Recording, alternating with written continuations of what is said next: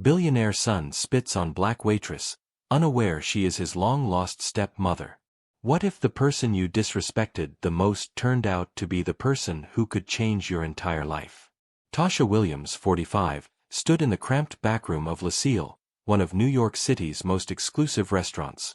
Her apron was still damp from where she'd wiped the spit off, but her hands trembled as she clutched the edge of the sink. She wasn't crying, not yet. Tasha had learned long ago that tears were a luxury she couldn't afford. Her life had been a battlefield of small victories and quiet defeats, each one carving lines of resilience into her warm brown skin. Born in a small town in Georgia, Tasha grew up in a world that seemed designed to keep her down.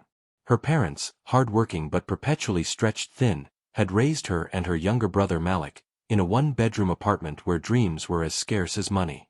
As a black girl in a town where opportunities were rationed by skin color, Tasha faced prejudice early. She remembered the teacher who'd told her she'd never amount to much, and the shopkeepers who followed her through stores as if she were a thief. But Tasha was a fighter. By 18, she'd earned her high school diploma while working 2 jobs, cleaning houses by day and waitressing by night.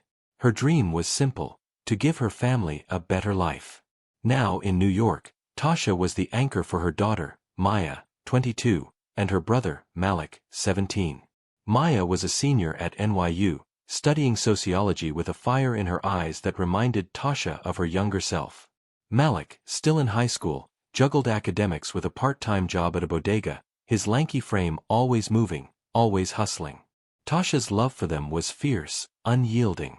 She worked 12-hour shifts at Lucille to pay Maya's tuition and keep Malik in school. The restaurant's clientele, hedge fund managers, celebrities and CEOs, tipped well, but their wealth came with a price, a constant reminder of the chasm between her world and theirs. Across town, in a penthouse overlooking Central Park, Ethan Scott, 24, lived a life Tasha could scarcely imagine. The only son of Richard Scott, billionaire CEO of Scott Enterprises, Ethan had grown up in a bubble of privilege. Private schools, European vacations, and a trust fund that could buy small countries, Ethan had it all. But wealth had warped him. He was charming when he wanted to be, with sharp green eyes and a smile that disarmed, but beneath the polish was a boy who'd never been told no. His friends, a rotating cast of trust fund kids, fed his ego, laughing at his cruel jokes and enabling his worst impulses. Ethan wielded his wealth like a sledgehammer, smashing through any obstacle or person who dared to inconvenience him. Richard Scott, Ethan's father, was a man of contradictions. At 52, he was a titan of industry, his name synonymous with power. But behind the boardroom bravado was a man haunted by his past. Richard had built his empire from nothing, a fact he wore like a badge, but his personal life was a labyrinth of regrets. His marriage to Ethan's mother had ended in divorce when Ethan was a toddler, and Richard's subsequent relationships had been fleeting, secretive. He loved Ethan but had never known how to guide him, leaving his son to be raised by nannies and the intoxicating glow of money. The night of the incident began like any other at Lucille. The restaurant was a glittering stage, its chandeliers casting a golden glow over linen tablecloths and polished silverware. Tasha moved through the chaos with practiced grace, balancing trays of champagne flutes and memorizing orders from demanding patrons. She was used to the snobbery, clients who snapped their fingers or spoke to her like she was invisible. But tonight felt different. The air was charged, as if the universe was holding its breath. Ethan Scott sauntered in at 8 p.m., his father trailing behind with a group of investors. Richard was all business, his tailored suit and clipped tones signaling a man on a mission. Ethan, however, was in his element. Surrounded by his usual entourage, 3 friends in designer clothes, their laughter loud and performative, he claimed a prime table near the window. Tasha was assigned to serve them, and from the moment she approached, she felt Ethan's disdain. His eyes barely met hers as he ordered a round of martinis, his voice dripping with condescension. "Make it quick," he said, flicking his wrist as if shooing a fly. Tasha bit back her irritation. She dealt with worse. But as the night wore on, Ethan's behavior escalated. He mocked the menu, loudly complaining that the steak wasn't worthy of his palate. He sent back a bottle of wine, claiming it was beneath him, though he'd barely tasted it. His friends egged him on, their laughter a grating soundtrack to Tasha's growing frustration. Then came the moment that changed everything. As Tasha leaned in to set down a tray of drinks, Ethan snapped, "Can't you see I'm busy? Just bring the damn drinks and go away." The table erupted in laughter, and Tasha's heart thudded in her chest.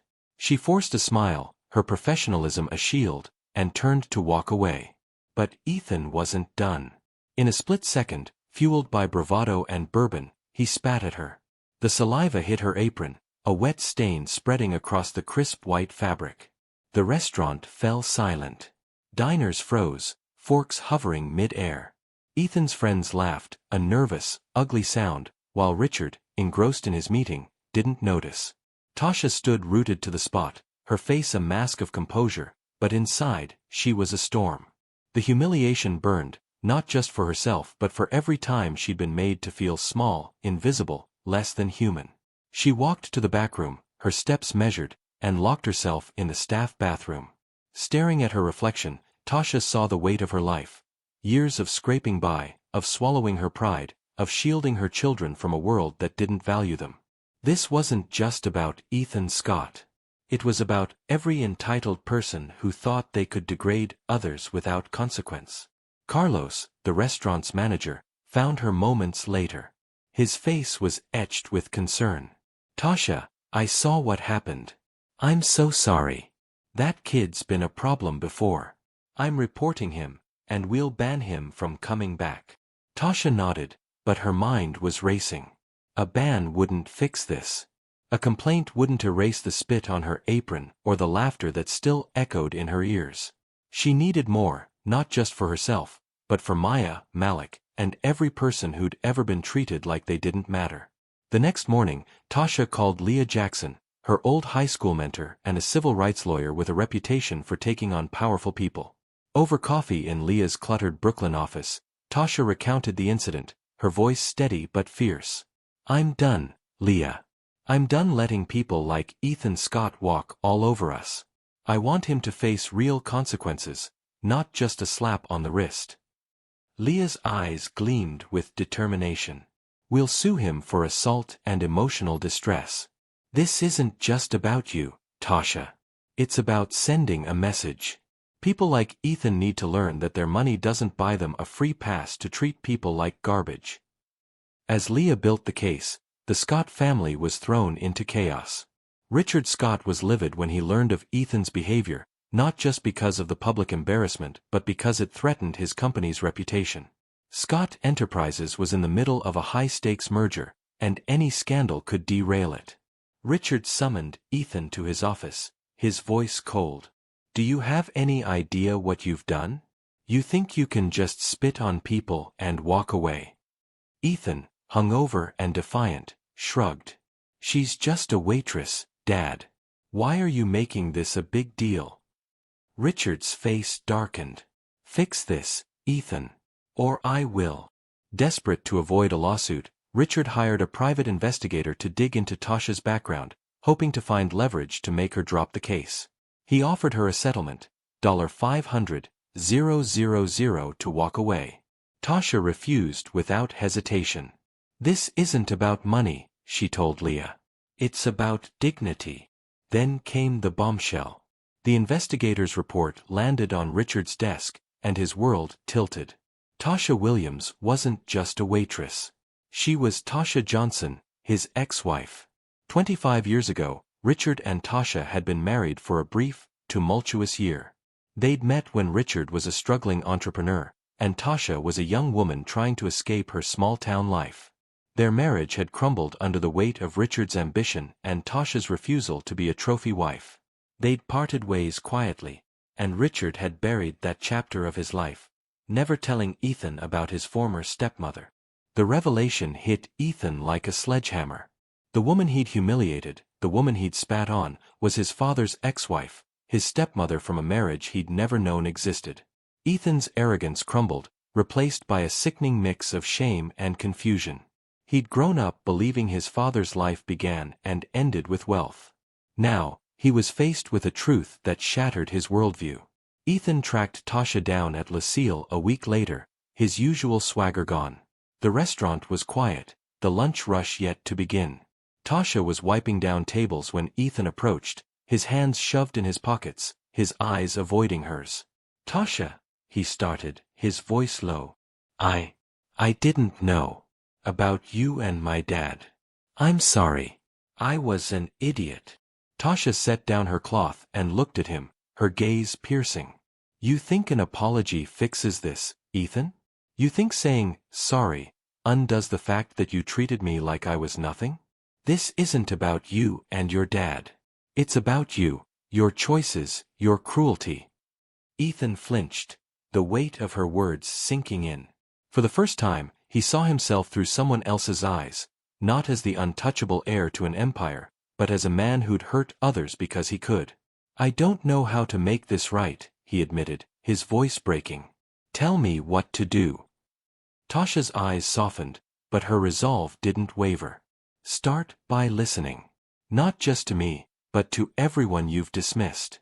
Learn what it means to be human, Ethan. Money doesn't make you better than anyone else." In the months that followed, Ethan began a slow, painful journey toward change. He enrolled in community service, working at a shelter in Harlem where he met people whose lives were worlds apart from his own. He listened to their stories, their struggles, and slowly, his perspective shifted. He wasn't perfect, his privilege still blinded him at times, but he was trying. With Tasha's guidance, Ethan founded the Scott Williams Foundation, a non-profit dedicated to supporting underprivileged youth and communities of color. Tasha became its co-director, using her voice to advocate for systemic change. The foundation's first project was a scholarship program for students like Maya and Malik, ensuring that financial barriers wouldn't stop them from pursuing their dreams. Richard, too, was forced to confront his own failures.